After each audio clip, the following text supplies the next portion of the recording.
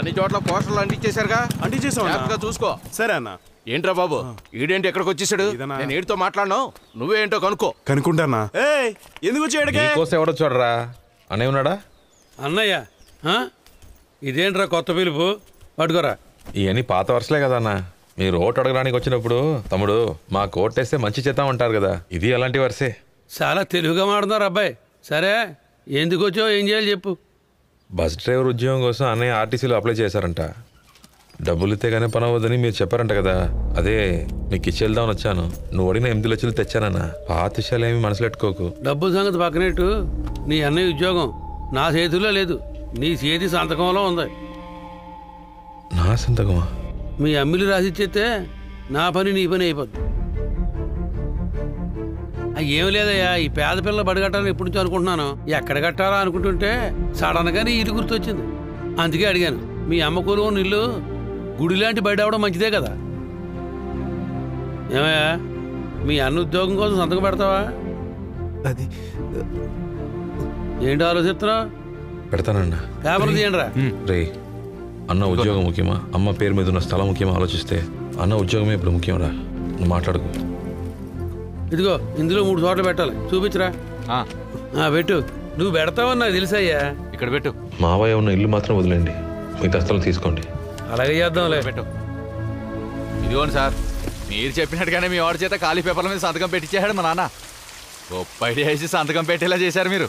ఎక్కడ స్విచ్ వేస్తే ఎక్కడ లైట్ వెలుగుతుందో నాకు బాగా తెలుసు. అలాంటి వాడిని సెంటిమెంట్తోనే మోసం చేయగలం. ఇదిగో నీ క్వారీ ఆర్డర్. చాలా సంతోషం సార్. అలాగే మీ అబ్బాయి ఉద్యోగం ఆర్డర్ రేపు పోస్ట్లో వస్తుందట, మీతో నాన్న చెప్పమన్నారు. రే శివా, నానా నీ ఉద్యోగం ఆర్డర్ రేపు పోస్ట్ లో వస్తుందట, పోస్ట్ మ్యాన్ దగ్గర కలెక్ట్ చేసుకో. సరే నాన్న. సంతోషమేగా? నన్ను ఆశీర్వదించండి నాన్న. నీ పెళ్ళానికి చెప్పే. అలాగే నాన్న. ఏమే నూకాలు, నూకాలు, ఎక్కడున్నావే? ఏంటే ఎందుకలా ఆడుచుకుంటూ వస్తున్నావు? ఏంటే కొత్త బట్టలు, మల్లె పూలు, ముఖంలో నవ్వు, ఏంటే ఇంత సంతోషంగా ఉన్నావేంటే? మా బావకు ఉద్యోగం వచ్చింది కదా, అందుకే గుడికెళ్ళి మొక్కు తీర్చి దండం పెట్టుకుని వచ్చేద్దాం. గుడికెళ్ళి మొక్కు తీర్చుకుంటావా? నువ్వు మొక్కు తీర్చుకుని దండం పెట్టుకోవాలంటే ముందు వీరబాబు కాళ్ళకి దండం పెట్టుకో. ఎందుకంటే మీ బావ ఉద్యోగానికి ఆ ఎమ్మెల్యేకి డబ్బులు ఇవ్వడమే కాకుండా వాళ్ళ అమ్మగారి ఇల్లు కూడా రాసిచ్చేశాడు. ఆ పత్రాల మీద వీరబాబు సంతకం పెట్టాక ఆ ఎమ్మెల్యే కొడుకు ఆడి మనుషులును. నా లెక్క సరిపోయింది. మీ లెక్క అయిపోయింది, నా లెక్క బ్యాలెన్స్ ఉంది కదా నాన్న. నీ లెక్క ఏంట్రా? ఆ లెక్క తేలిందన్నా. ఏమయ్యా, ఇంకా ఎంతమంది బాకీ ఉన్నావు? వాళ్ళు కొట్టినా సరే మౌనంగా ఉండిపోయాడు.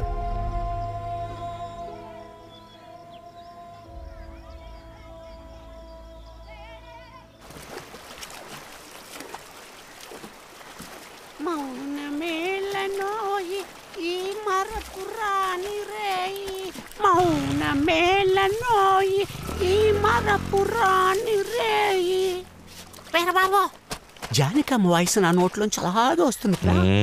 నా నోటికి వేరేదో వస్తుంది, చెప్పంటావా?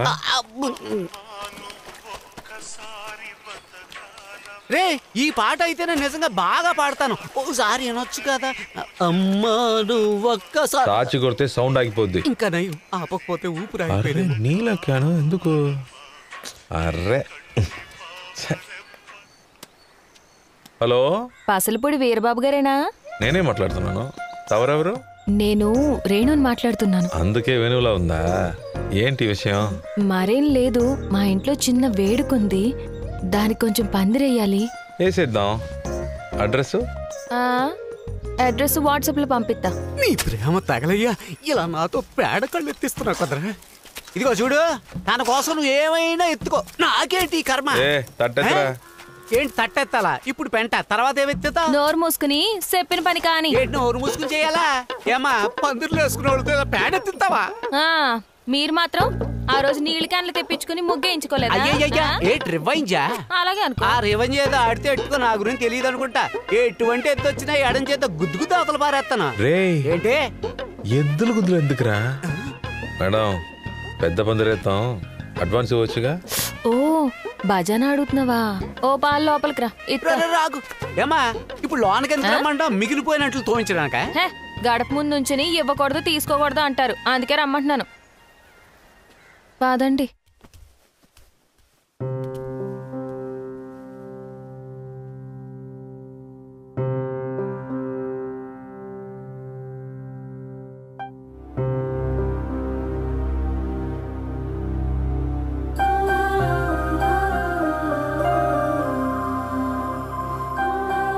ఎందుకమ్మా కాలికి నల్లతాడు కడుతున్నా? ఎదుగుతున్న నా బిడ్డ మీద ఎవరి కన్ను పడకూడదు కదా, అందుకే.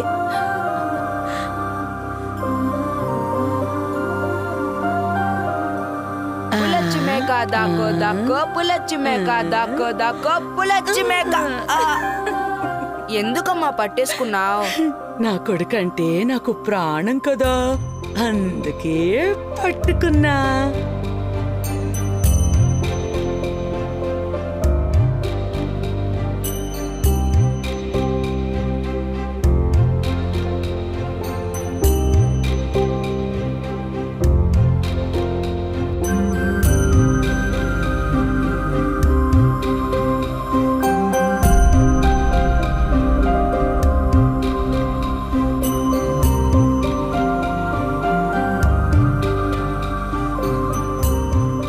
నా అత్త ఫోటోని ఇలా ఉంచితే కదా నన్ను కట్టుకోబోయేవాడికి నేను నచ్చుతాను. ఏమంటున్నావు? ఏం లేదు, నన్ను కట్టుకోబోయేవాడికి నా అత్త ఫోటోని ఇలా ఉంచితేనే నేను నచ్చుతాను అని చెప్తున్నాను. ఏంట్రా నిన్నటి వరకు నా మీద కోపంగా ఉన్న అమ్మాయి ఇప్పుడు ముందు నుంచుని నచ్చావని అంటుందేంటి అనుకుంటున్నావా? నా ఆశలు కలలు మా అక్క ఎప్పుడు తన భర్త పిల్లలతో సంతోషంగా ఉండాలని. ఇక మీదట మా అక్క సంతోషంగా ఉంటుంది అంటే దానికి కారణం నువ్వే అని తెలిసాక నీకెలా కృతజ్ఞతలు చెప్పాలో తెలియలేదు. డబ్బులిచ్చినప్పుడు ఆ ఎమ్మెల్యే కొడుకు ఇక్కడే కదా కొట్టాడు.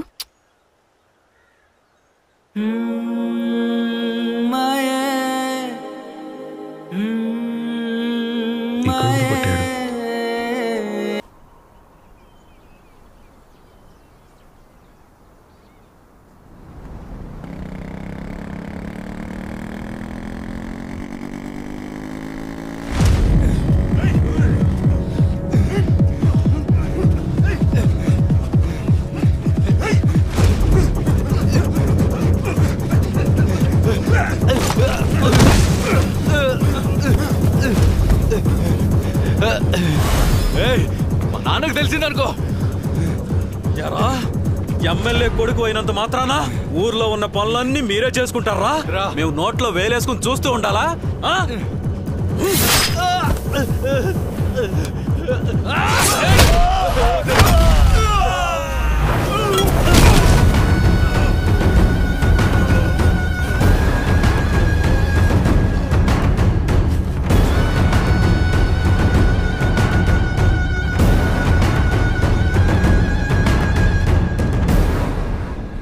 ఏరా పట్ట పగలు పదవిలో ఉన్నవారిని తరివి తరివి కొట్టేంత బలుపెక్కిందిరా మీకు?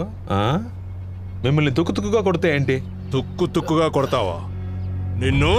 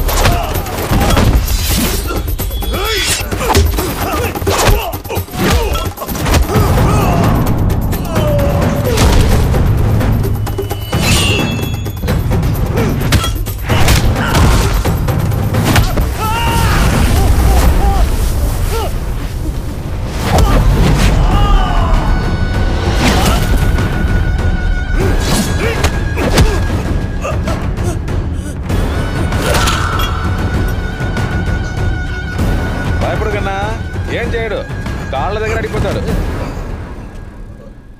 మీ బాబు పదవి అడ్డెట్టుకుని 10 మందికి మంచి చెయ్యి. అలా కాకుండా ఇలా గత్తరేసలేసావనుకో ప్యానల్ గుప్పెట్లో పెట్టుకుని తిరగాలి. సచ్చే వయసానా నీది. వెళ్దామా బంగారం? చూడు బాగా చూడు. ఈ గౌరవాన్ని కాపాడటానికే మా అబ్బాయి తీశాడు. అక్క అక్క, ఓ మాయ ఇక్కడే ఉన్నారా? మాయ గుడికెళ్ళి అర్చన చేయించుకుని వచ్చాను. ఇదిగోండి ప్రసాదం. తీసుకురా. విభూదా? నా నెత్తిన బూడిదా? అవును, ఆ డబ్బాలేంటి? బావకు ఉద్యోగం దొరికిందని లడ్డూలు తీసుకొచ్చాను. లడ్డు లడ్డు ఇద్దో గాని డబ్బు ఎప్పుడు ఇస్తున్నావు? మర్చిపోయావా? మర్చిపోతావు. అప్పిచ్చినవాడు గుర్తు పెట్టుకుంటాడు, తీసుకున్నవాడే మర్చిపోతాడు. గుర్తు చేస్తాను. మీ అక్క పెళ్ళప్పుడు ఊరందరి ముందు కట్న కానుకల గురించి ఏం మాట్లాడుకున్నావు? నా కొడుక్కి నేను గవర్నమెంట్ జాబ్ ఇప్పిస్తే 50 తులాల నగలు 50,000 రొక్కం ఇవ్వాలి. ఒకవేళ ఉద్యోగం ఇప్పించలేరంటే 5 తులాల నగలు 5,000 రొక్కమని మాట్లాడుకున్నాం కదా. చెప్పినట్టు ఉద్యోగం ఇప్పించేశాను. మీరు మాటిచ్చినట్టు డబ్బు నగలు ఎప్పుడిస్తున్నావు? నువ్విప్పించలేదు కదా మాయా. ఏంటి? నేనిప్పించకుండా ఎవరిప్పించారు? నీ లవ్వర్ ఇప్పించాడా? ఎప్పుడైతే నా ముందు నిలబడి నన్ను ఎదిరించి మాట్లాడావో ఇక మీద నువ్వు నా మాట వినవు. ప్రేమ నెత్తికెక్కి నీ కళ్ళు మూసుకుపోయాయి. ఇదిగో, ఈ ఇంట్లో నేను చెప్పిందే జరుగుతుంది, జరగాలి. ఇప్పుడు నువ్వు తీసుకునే నిర్ణయంతోనే నీ జీవితం మీ అక్క జీవితం ముడిపడి ఉన్నాయి. ఎందుకంటే ఊర్లో అయినా ఇంట్లోనైనా నా మాటే నెగ్గుతుంది. నాకివ్వాల్సింది చెల్లించుకో, లేదా నేను చెప్పిన వాడితో తాళి కట్టించుకో. ఈడికి కొంప తీసి దాన్ని కడదాం అనుకుంటున్నావేంటి? అలా ఎందుకు చేస్తానమ్మా? ఎప్పుడైతే నాకు ఇష్టం లేని వాడిని ఇష్టపడిందో అప్పుడే ఇంటికి కోడలయ్యే అర్హత కోల్పోయింది. నేను తాళి కట్టించుకోమన్నది ఇదిగా మన సాంబశివుడితో.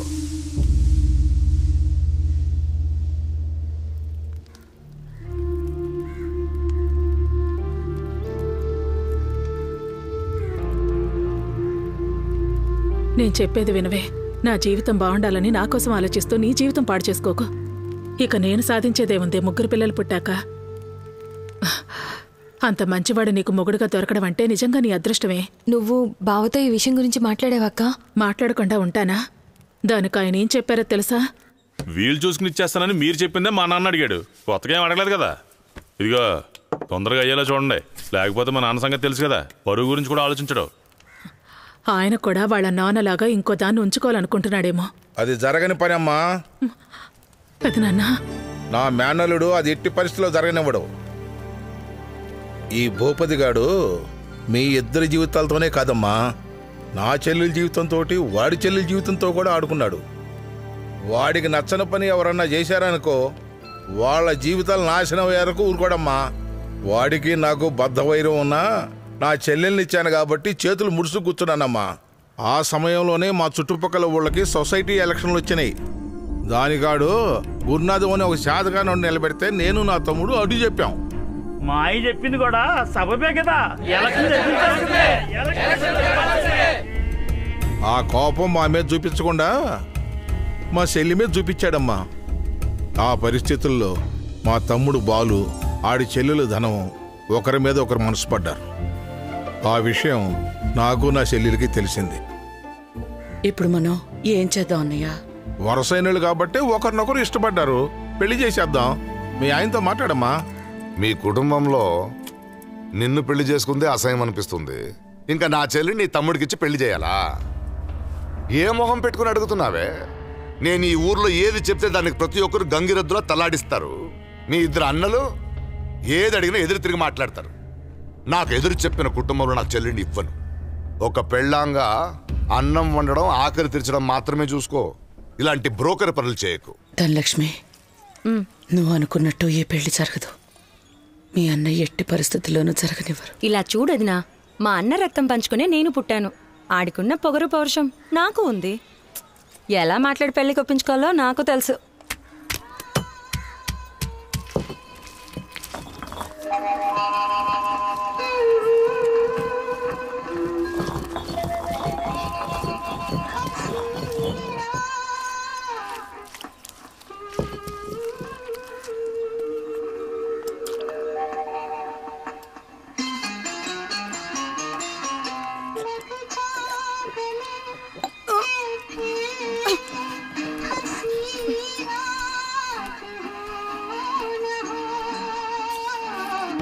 అన్నయ్య, ఏం చెప్పు?